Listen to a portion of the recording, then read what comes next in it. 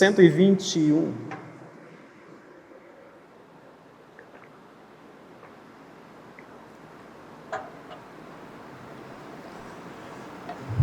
Lembrando, meus amados, que no domingo passado nós demos início, a uma série de pregação nos cânticos de romagem, os salmos que vão do número 120 ao 134.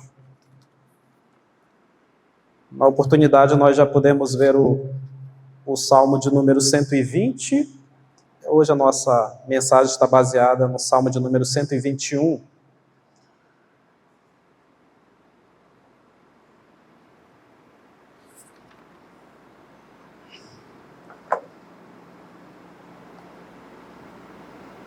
Assentados mesmo, em reverência à palavra do nosso Senhor, vou ler, os irmãos acompanhem suas Bíblias silenciosamente.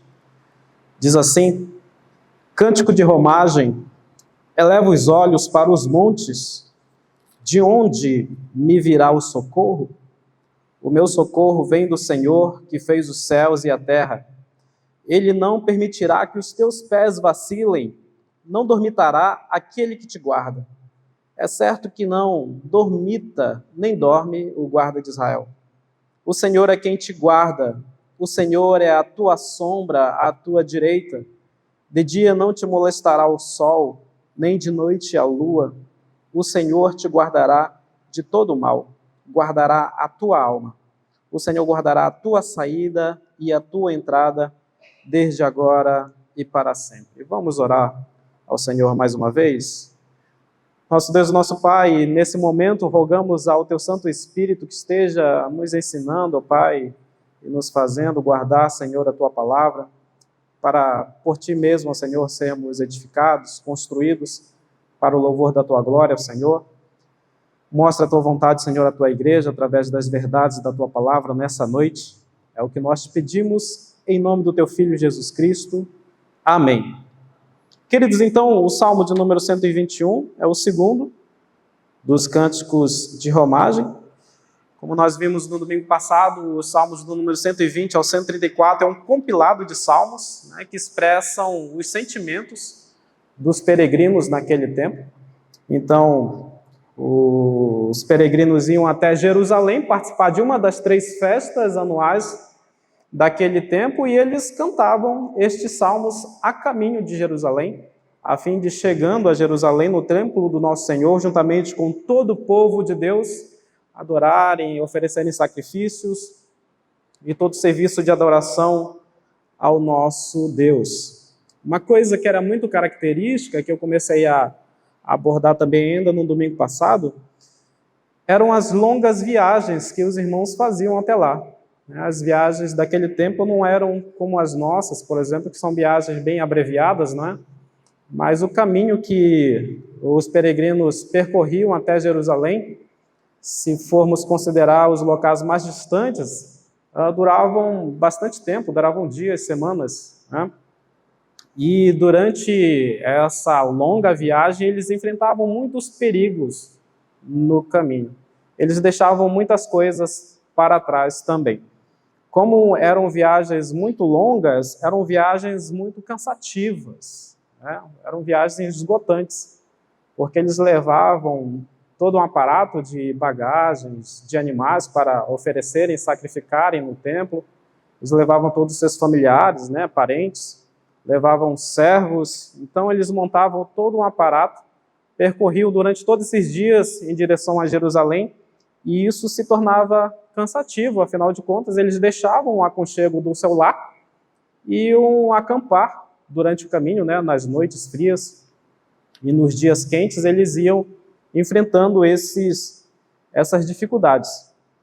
Outra coisa também que eles enfrentavam a caminho eram os ladrões.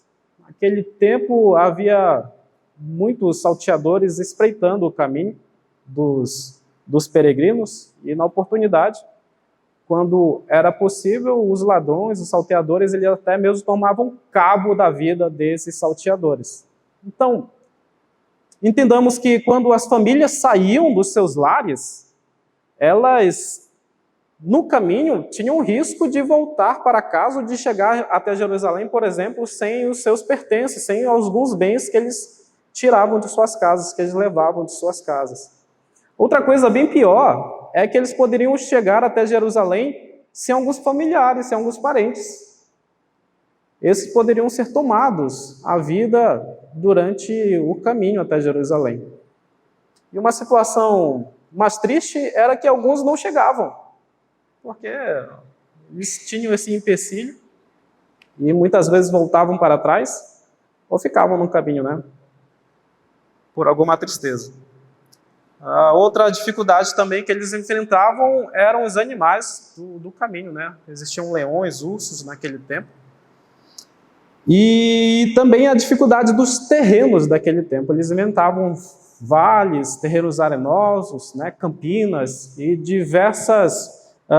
diferentes tipos de terreno. Então, tudo isso se apresentava para a vida do peregrino de uma maneira que dificultava a sua chegada até Jerusalém. Aqui já dá para a gente fazer uma comparação em relação aos nossos dias, não é? A nossa chegada à igreja é tão fácil, é tão tranquila, né? É tão acessível nós virmos à igreja e muitas vezes nós desperdiçamos de tamanha bênção, de tamanha oportunidade para estarmos na casa do Senhor. Desperdiçamos quando nós trocamos a presença do nosso Senhor, a comunhão com nossos irmãos, por coisas triviais, coisas que não se colocam como importantes para aquele tempo. Percebam que os peregrinos daquele tempo, eles enfrentavam longas viagens, enfrentavam até mesmo riscos de vida, risco de perdas, para estarem na presença do Senhor, adorando ao Senhor, juntamente com todo o povo de Deus, e oferecendo todo sacrifício, todo serviço de adoração ao nosso Senhor. Então, queridos, o contexto desses salmos, ele se assemelha à nossa vida dos nossos dias, né? Uma vez que nós entendemos que também nós estamos caminhando para um lugar, caminhando também para uma Jerusalém, mas não a Jerusalém de Sião, não a Jerusalém daquele tempo, mas a nossa Jerusalém celestial, a morada do nosso Senhor, o qual Ele abriu o caminho por Jesus Cristo para que nós pudéssemos agora ir em direção a essa morada celestial. E é nesse caminho também que nós provamos das amarguras, dos perigos, das perdas em nossas vidas, assim também como era a vida dos peregrinos naquele tempo. Então, o Salmo de número 121 nos ensina que nós devemos, em qualquer situação, em qualquer circunstância, buscarmos o socorro do nosso Deus. Socorro que é encontrado na sua presença. A sua presença que deve ser anelada, desejada por cada um de nós, desejada pelo seu povo. Então, o Salmo nos ensina que nós podemos encontrar no Senhor socorro em todo e qualquer momento da nossa caminhada aqui nesse mundo. Então, isso já se faz importante nós entendermos a mensagem dos salmos, né, dos cânticos de romagem, e aplicarmos isso para as nossas vidas. Então, o salmista começa no versículo 1. Esse salmo ele não é mais uma vez identificado, assim como foi o salmo de número 120, né, o salmo anterior. E esse salmista, que nós não sabemos detalhadamente quem é, ele começa o seu cântico, né, essa adoração ao Senhor, através de uma pergunta, quando no versículo 1 ele clama ou exclama, né, dizendo assim, interroga na verdade, de onde me virá o socorro? De onde virá o meu socorro? Diante da fraqueza do peregrino, frente aos perigos daquele caminho, né, justamente o contexto que nós acabamos de perceber agora no início da mensagem, ele se pergunta então como ele irá se manter nesse caminho com socorro. E ele pergunta de onde virá o seu socorro. O salmista, ele possivelmente já teve experiências de ir a Jerusalém, ou já teve conhecimento de outros relatos de pessoas que foram a Jerusalém e enfrentavam esses riscos do caminho. Então, ciente dos riscos da sua jornada, ele se pergunta então, de onde virá o meu socorro? Porque o nosso presbítero Eliel Marques iniciou a liturgia dessa noite e fala muito bem a respeito disso, de que nós não devemos confiar na força dos carros, dos cavalos, na nossa força, mas que nós devemos confiar única e plenamente no nosso Senhor. Diante da nossa fraqueza, nós também queremos resolver as nossas fraquezas, as nossas debilidades com a nossa própria força, com o nosso próprio gingado, com as nossas próprias possibilidades, expertises. Contudo, o salmista, ele mantém o seu socorro como vindo de um determinado lugar. Ele diz que o seu socorro, como ele começa o versículo, está vindo dos montes, para onde ele eleva, para onde ele fita os seus olhos, onde ele coloca o seu olho preso. Então, depois de manter fitos os seus olhos nesses montes, saber que desse monte lhe viria o socorro, ele faz uma pergunta meio que retórica, dizendo a si mesmo, ou perguntando a si mesmo, de onde me virá o socorro? E logo à frente, mais ele vai responder. Então ele começa dizendo, elevo os olhos para os montes, de onde me virá o socorro? Então, percebendo nos montes de onde virá o seu socorro, ele diz, o meu socorro vem do Senhor. Agora nós devemos perguntar para o texto, para o Salmo, o que era esse monte? Porque diz que ele fitava os olhos para os montes, e a caminhada a Jerusalém percebia-se a presença de vários montes.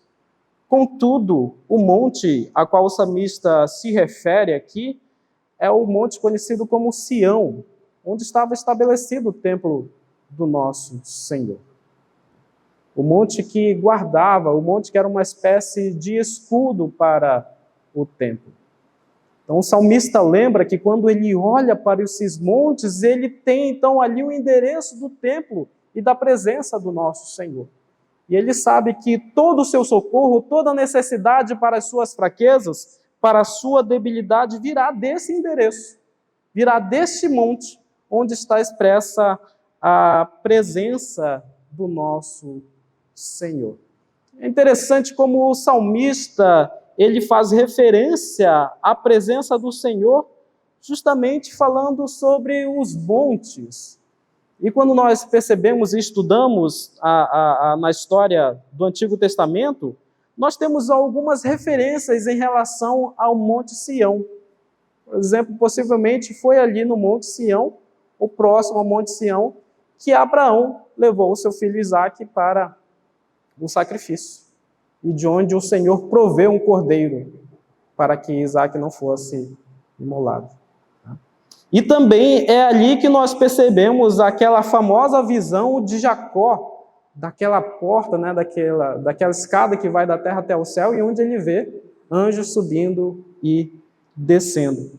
E é também Sião, como eu já acabei de falar agora, o lugar onde o Senhor deu instrução a Salomão para a construção do templo. O que nós percebemos, irmãos, nessas referências em relação a Sião?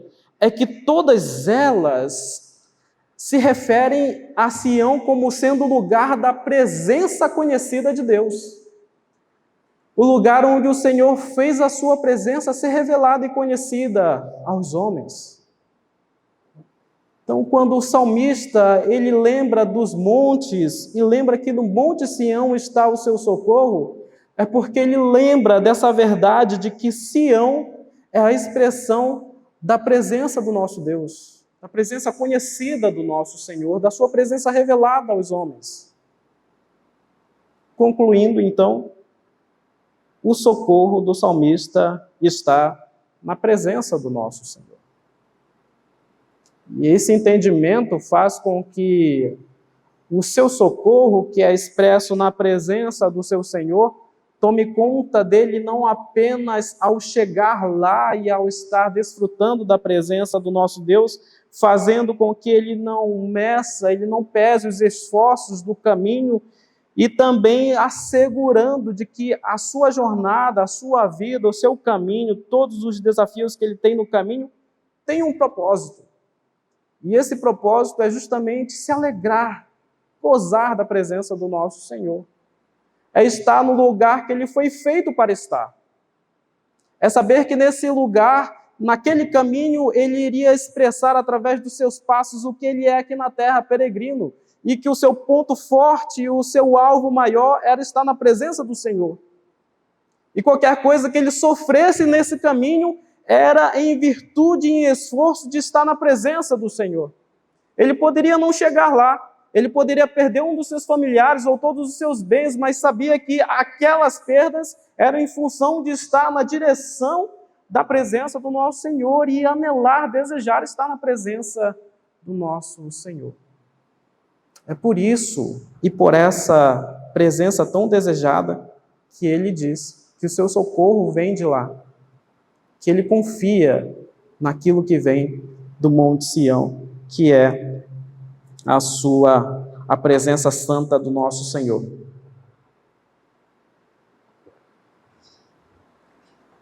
Então era ali em Sião, onde foi manifesta a presença do nosso Senhor, onde ela se fez conhecida, que o salmista desejava estar, para estar próximo da Arca da Aliança, para estar ali imolando e oferecendo os seus sacrifícios, e para estar ali também recebendo a ministração do perdão feita pelos sacerdotes para a sua vida e a vida dos seus familiares. A outra referência, irmãos, que nós temos em relação a Sião como sendo também a fonte de socorro do salmista, a gente encontra no Novo Testamento. Por exemplo, foi também próximo ou ali em Sião que aconteceu a última ceia do nosso Senhor Jesus Cristo com os seus discípulos. Foi ali também que aconteceu o Pentecostes, conhecido lá em Atos capítulo 2, e foi ali também a aparição do nosso Senhor, que aconteceu a aparição do nosso Senhor Jesus Cristo ressuscitado. E tudo isso vem a convergir no fato de que a presença do Senhor é verdadeiramente o nosso socorro. Então ele diz que o seu socorro vem do Senhor. A conclusão do salmista mostra que a sua vista estava firmemente fixada no seu alvo final. Nada atrapalhava o seu objetivo, uma vez que ele se dispunha a ir até Jerusalém, ao templo do nosso Senhor. Ele desde já estava com os seus olhos firmes, isso é, com a intenção do seu coração, com o seu propósito maior, firmado em estar em Jerusalém, não apenas como um mero lugar, mas como lugar da expressão da presença do nosso Senhor. Então, com os olhos no Senhor, ele expressa a sua profunda confiança em Deus. Ele dizia, não importa o que me aconteça no caminho, o Senhor é o meu socorro. O que eu desejo é estar na sua presença, anelar e ir em direção à sua presença. Deus é o único socorro que o salmista pode ter aqui no momento. As suas capacidades não se apresentavam a ele como socorro. Nem outros artifícios de defesa humana se apresentavam também ao salmista como socorro. Possivelmente, os peregrinos daquele tempo, eles tinham o conhecimento de quais eram os caminhos mais seguros, os caminhos mais perigosos, e eles mapeavam todo esse caminho para chegar a Jerusalém e voltar em tranquilidade e segurança para os seus lares, juntamente com seus familiares, e coisas que eles faziam anualmente, possivelmente até 3 vezes no ano. Então nós não vemos o salmista recorrendo com o seu socorro para as suas próprias capacidades, para os seus próprios artifícios, para as suas próprias fugas. Mas o seu socorro permanece única e exclusivamente dependendo do nosso Senhor.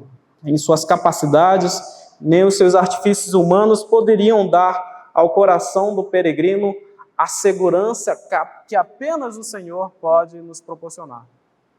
A segurança que apenas o Senhor pode fornecer ao coração do homem. Qualquer artifício, qualquer blindagem, qualquer segurança fora do Senhor pode até nos dar um senso de segurança. Contudo, a mais firme e a eterna, aquela que dura agora e para sempre, como termina a expressão dos Salmos, depende e está única e exclusivamente no nosso Senhor. E Ele fortalece essa sua busca de socorro ao nosso Deus quando Ele caracteriza esse Senhor como não sendo apenas aquele que promove o seu socorro, aquele que concede ao salmista o seu socorro, mas aquele que é o Criador dos céus e da terra. O versículo 2 termina dizendo assim: o meu socorro vem do meu Senhor, que fez o céu e a terra. É que ele evoca o ato criador do nosso Senhor. Ele chama isso justamente para mostrar que a sua segurança, o seu socorro está vindo da fonte mais segura possível e está repousada na fonte mais segura possível, que é o Criador de todas as coisas. Aquele que criou todas as coisas e por isso ele domina sobre todas as coisas. Ora, a soberania do Senhor reside no fato de que ele criou todas as coisas segundo o seu propósito e a sua boa vontade. Logo, com a sua mão poderosa, ele domina também sobre tudo aquilo que ele criou. E também ele é Senhor sobre todas as coisas, que é mais uma característica da sua soberania. E pelo fato de ele ser Criador e Senhor sobre a sua criação, ele cuida e preserva da sua criação. Sabendo disso, o salmista podia concluir que todas as dificuldades que ele enfrentasse nesse mundo, elas aconteceriam no mundo do Senhor, no mundo do seu Senhor. Todas as dificuldades que o salmista, que os peregrinos viessem a enfrentar cantando esses salmos, eles saberiam que elas estariam sendo assistidas, veladas pelo Senhor. Porque nada foge aos olhos do Senhor. E ainda mais, nada foge ao cuidado da sua criação e ao domínio da sua criação. Fazendo uma analogia, talvez não tão perfeita, quando os nossos filhos estão em casa, eles se colocam em risco também. Sobem no sofá, ficam colocando o dedo na tomada, né? Ficam brincando no fogão, ficam brigando com fósforo, com fogo. Mas a gente sabe que os riscos que eles passam em casa, a gente consegue ir ali e socorrer rapidamente, né? Então, tudo aquilo que acontece dentro de casa tem uma segurança, tem um conforto, tem um contexto mais rápido de nós irmos ali e resolvermos a situação. Coisa que é bem diferente, por exemplo, quando os nossos filhos passam por riscos fora de casa. Tanto é que nós ficamos preocupados quando nós deixamos ele ir para outros lugares que sejam fora de casa, longe da nossa presença. Mas percebam que quando eles estão em casa, eles estão sob uma proteção, que é a proteção da presença dos pais. E tudo que estará ali será amenizado porque a presença dos pais estarão ali. Da mesma forma, somos nós no mundo do nosso Senhor. Tudo que aconteça conosco, estando no mundo que esse nosso Senhor criou, será amenizado porque nós estamos no mundo do nosso Senhor. Nada está despercebido aos olhos do nosso Deus. Nada vai passar em branco aos olhos do nosso Senhor para aquilo que acontecer com seus filhos. Sabendo disso, o salmista descansava. Ele estava aliviado, mesmo diante dos perigos do caminho. Ele dizia: ainda que aconteça, tudo que aconteça está perante os olhos do meu Senhor, e certamente Ele será o meu socorro. Conhecendo essa verdade, o salmista descansava. O versículo 3 a 8 agora, irmãos, a gente vê uma diferença de diálogo que acontece no nosso salmo, né? Primeiro, do verso 1 a 2, a gente vê o salmista clamando a respeito de um socorro e repousando o seu socorro no Senhor. Mas agora, a partir do verso 3, muda a forma de diálogo, né? Existe aí uma mudança pronominal. Primeiro ele está falando na primeira pessoa, né? Depois é como se alguém estivesse falando para ele, né? E isso se apresenta, queridos, de uma forma muito didática para nós sabermos como o cuidado do Senhor se dá sobre as nossas vidas. Como que o cuidado do Senhor ele é expresso, como ele age em nossas vidas, né? Olha só, o salmista, então, quando ele começa a descansar e começa a falar no versículo 3, assim, ele não permitirá que os teus pés vacilem, não dormitará aquele que te guarda. A gente percebe que o salmista ele está dialogando, começando a falar para a sua própria alma, começando a falar para si mesmo. E eu gosto de lembrar que o salmista aqui ele não está fazendo uma espécie de confissão positiva daquilo que irá socorrê-lo, por exemplo. Tem quando as pessoas querem conseguir alguma coisa e elas começam a repetir aquilo dizendo: eu vou conseguir, eu vou conseguir, eu vou conseguir. E elas se encorajam justamente com essa repetição, com essa confissão de que tudo dará certo. Mas o que o salmista está fazendo aqui, repetindo as verdades para si, é justamente fazendo aquilo que Jeremias fez lá no capítulo 3, versículo 21. Quando Jeremias é exilado, ele é um exilado esperançoso, um exilado que descansa no Senhor. Ele diz: quero trazer à memória aquilo que me dá esperança. Uma forma didática como o socorro do Senhor se apresenta em nossas vidas, queridos, é que no momento em que nós necessitamos do socorro, no momento do perigo, nós lembramos das verdades que trazem a nós esperança. E isso não é uma confissão da nossa própria força, isso é uma lembrança das promessas do Senhor para as nossas vidas. O salmista, então, depois de perguntar de onde virá o socorro, ele lembra que o seu socorro vem do Senhor, vem lá da presença expressa no Monte Sião, e ele começa a lembrar essas verdades para si novamente, a partir do verso 3, mostrando que é mais satisfatório colocarmos o nosso descanso, o nosso socorro naquilo que o Deus Todo-Poderoso, Deus Criador pode fazer por nós, do que colocarmos o nosso descanso, o nosso descansar, né, a nossa tranquilidade nas nossas próprias forças, nas nossas capacidades. Mas ele lembra de todas essas verdades conhecidas, de todas as verdades que ele ouviu, de todas as verdades que ele teve em contato com a palavra do nosso Senhor. E ele começa a falar para si mesmo, né? Dizendo: ele não permitirá que os teus pés vacilem. Ele coloca a sua alma numa condição de diálogo com as promessas do nosso Senhor. Ele começa a lembrar a sua alma de todas as promessas que o Senhor Deus tem para ele. E quando ele lembra dessas promessas, irmãos, ele evidencia a guarda do nosso Deus, a guarda do Senhor que é própria do seu povo. E o fato do seu povo, do povo de Deus, ser guardado pelo próprio Senhor, ele expressa ali então que o povo de Deus está sendo mantido pelo próprio cuidado do nosso Senhor. O versículo 4, ele termina dizendo assim: é certo que não dormita e nem dorme o guarda de Israel.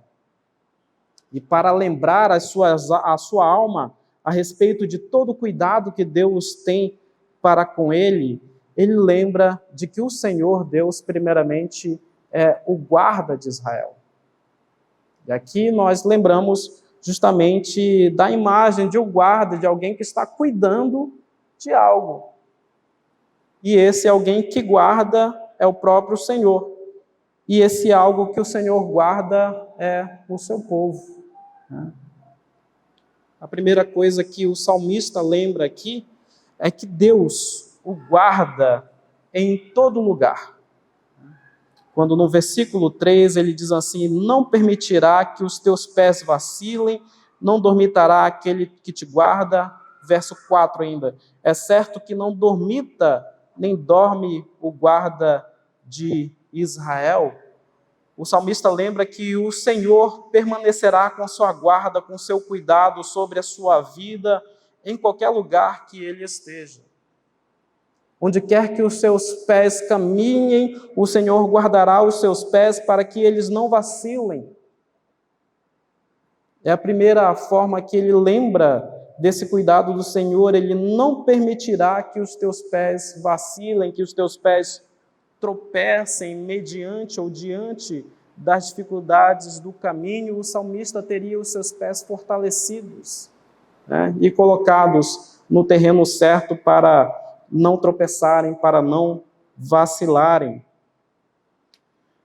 Outra coisa que nós percebemos nesses dois versículos, 3 e 4, é a atenção infalível de Deus que está sobre a vida do salmista. Depois que ele percebe que o Senhor irá salvar os seus pés do vacilo, ele começa a lembrar da atenção que o Senhor Deus tem para com a guarda da vida dele, dizendo: imitará aquele que te guarda. Isso é, ele não ficará despercebido de tudo aquilo que acontecerá com o salmista. Ele reforça no versículo 4 ainda dizendo: é certo que não dormita, nem dorme o guarda de Israel. Todas essas expressões, elas mostram a atenção infalível, os olhos sempre atentos de Deus sobre a vida do salmista. A outra forma como o salmista lembra do cuidado de Deus está do verso 5 ao verso 6, quando ele lembra que Deus o guarda, além de guardar em todo lugar, onde quer que os pés do salmista possam ir, também lembra que Deus o guarda e o guardará em todo tempo. É o que diz o verso 5 e o 6. O Senhor é quem te guarda, o Senhor é a tua sombra, à tua direita. De dia não te molestará o sol, nem de noite a lua. Quando ele está falando a respeito da sombra que está à direita do salmista, é aquela que está ligada, apegada ao salmista. Onde quer que o salmista vá e ele perceba a sua sombra, lá ela estará. Dessa forma, o cuidado do Senhor também se mostra ao salmista, apegada, ligada a ele. A outra forma também que nós podemos entender essa sombra que o salmista fala é a sombra no caminho como um lugar de descanso, como um lugar de alívio do sol escaldante daquele tempo, como um lugar de refrigério, onde sempre havia, né, em todo o tempo, uma sombra capaz de dar descanso e refrigério ao salmista, ao peregrino no seu caminho. A outra forma que ele lembra de que o Senhor o guarda em todo o tempo é quando ele percebe os riscos que há de dia e os riscos que há também na noite. Tanto o calor do dia quanto o frio da noite ofereciam perigo constante para a vida do peregrino, dos seus familiares. Mas mediante esse perigo constante que estava sobre a vida do peregrino, ele também lembrava que havia um cuidado tão constante quanto o perigo ou os perigos que ele passava. Por isso, o Senhor estava sendo lembrado por ele como aquele que o guardava, não apenas em todo lugar, mas também em todo o tempo da sua vida. A terceira forma como o peregrino lembra que ele era guardado pelo Senhor é quando o Senhor o guardava e o livrava de todo o mal. Olha o que diz o verso 7. O Senhor te guardará de todo mal, guardará a tua alma. Então, o salmista lembra de males que haviam acometido no passado, que estavam acometendo ele naquele momento, e também de males que viriam a acometer a sua vida durante o caminho até Jerusalém. Contudo, ele sabia que o cuidado do Senhor era revelado na oportunidade desses perigos. ele percebia o cuidado do Senhor, uma vez que o perigo estava estabelecido na sua frente. Ora, é assim que nós percebemos o cuidado do nosso Deus também. Nós percebemos o cuidado e a mão de Deus em nossas vidas, muitas vezes, quando nada está favorável a nós, e nós percebemos a ação do Senhor mudando aquela situação.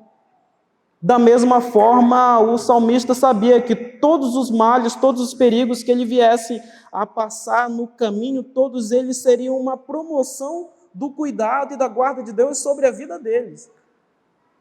Ora, porque como de outra forma ele poderia agradecer ao Senhor, nosso Deus, pelo cuidado que ele tivesse manifestado e expressado sobre a vida da sua família, se a sua família não chegasse até Jerusalém em integridade?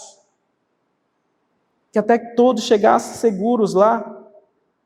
Contudo, qualquer perigo, qualquer aflição que o salmista pudesse passar no caminho até Jerusalém, aquilo ali seria uma oportunidade para a promoção e para o cuidado de Deus ser mostrado na vida deles.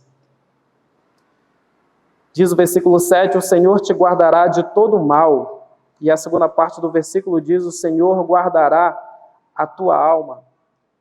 O Senhor, queridos, é capaz de guardar dos males que estão externamente querendo nos afligir, e é capaz também de nos salvar dos males que internamente também querem afligir a nossa alma. Aqui nós entendemos que o Senhor é capaz de nos livrar dos males exteriores e dos interiores também. Isso é, o Senhor também é capaz de nos livrar até de nós mesmos. Até dos males que nós podemos promover que possam fazer mal e atingir a nossa alma. Pecados que muitas vezes são cometidos e cometidos mais por nossas vidas, até mesmo desses males que poderiam atingir a alma do peregrino, ele sabia que o Senhor estava cuidando e o livrando desses males. Então o Senhor o cuidava tanto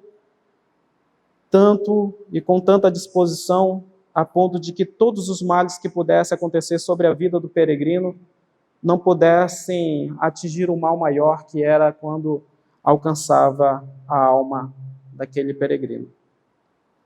E por último, versículo 8 nos mostra também que o Senhor não apenas guardava o peregrino em todo lugar, em todo tempo, de todo mal, mas também que o Senhor guardava o peregrino para todo sempre, para sempre. Ele usa a expressão de que o Senhor guardará a tua saída, a tua entrada, possivelmente é uma alusão ao trajeto que o salmista fazia da sua casa até Jerusalém e também do seu retorno até Jerusalém. Mas quando ele usa a expressão de agora para sempre, ele está mostrando o entendimento de um cuidado que é firme e imutável, de um cuidado que está estabelecido, de que ninguém mudará a forma como aquele cuidado estará sobre a sua vida. Ele lembra que o cuidado do Senhor não é uma promessa passageira, não é promessa apenas de um tempo, mas é uma promessa que ele vivia naquele tempo e que estava estabelecida imutavelmente para todo sempre. O que caracteriza a imutabilidade desse cuidado do nosso Senhor é a própria natureza do nosso Senhor. De que Ele permanece cuidando daqueles que Ele ama, Ele permanece cuidando dos seus filhos. Queridos, concluindo,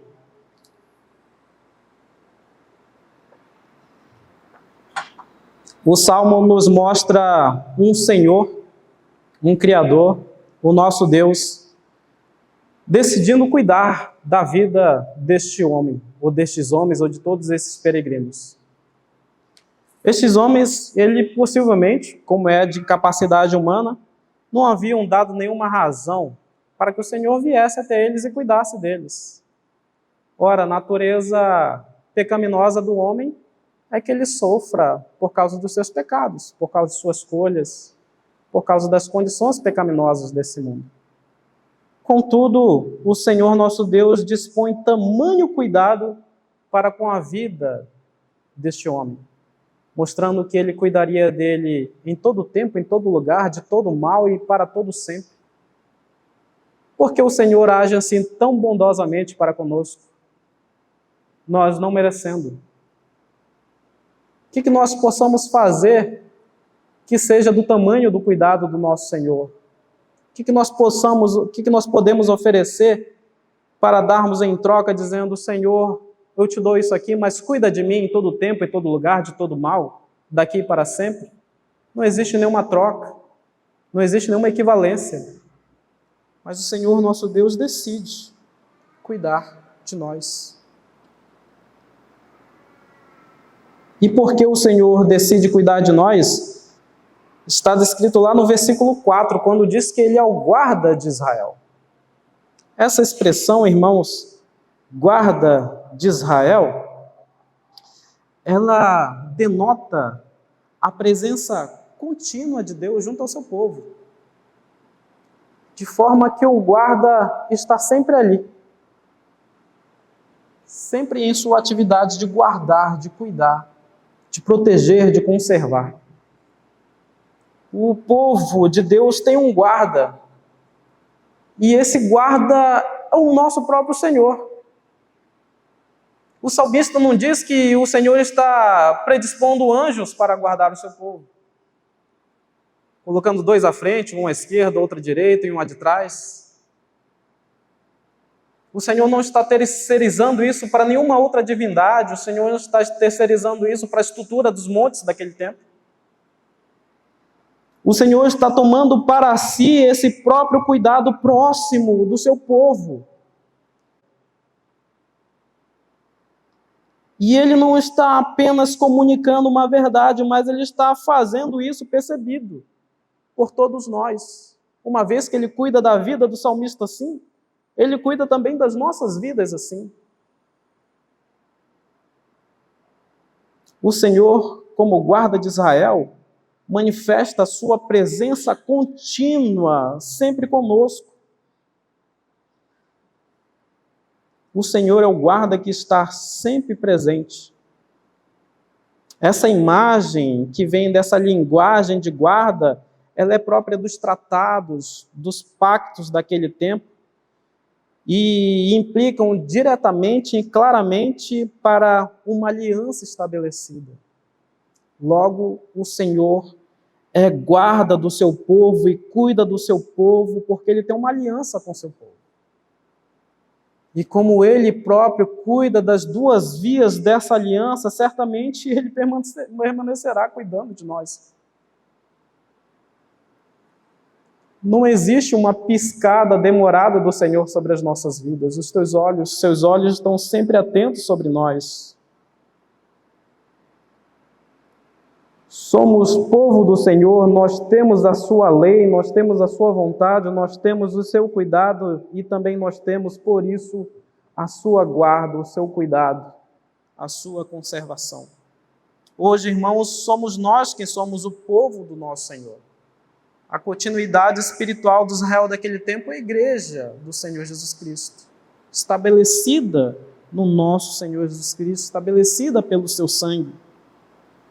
Se não fosse assim, nós estaríamos desamparados, caminhando para o nosso próprio julgamento, para a nossa própria perdição.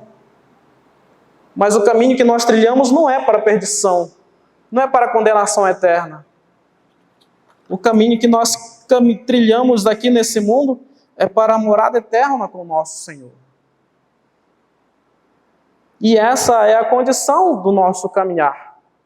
Somos peregrinos aqui para, de fato, chegarmos ao lugar aonde nós pertencemos. E nessa caminhada, nesses passos que nós tomamos, existe um guarda que está olhando para cada um deles, fazendo com que a nossa caminhada esteja assegurada e assegure, de fato, a conclusão do seu alvo, que é estarmos para sempre com o nosso Senhor Jesus Cristo. Ele diz: eu sou o teu guarda, eu estou atento aos teus passos. Em todo tempo eu não cochilo, eu conservarei a tua alma de todo mal. Vocês lembram da oração do nosso Senhor Jesus Cristo? Como que Ele nos ensinou a orar diariamente? Livrai-me de todo mal. Expressando um cuidado do nosso Senhor. E de fato o Senhor nos guardará para toda a eternidade.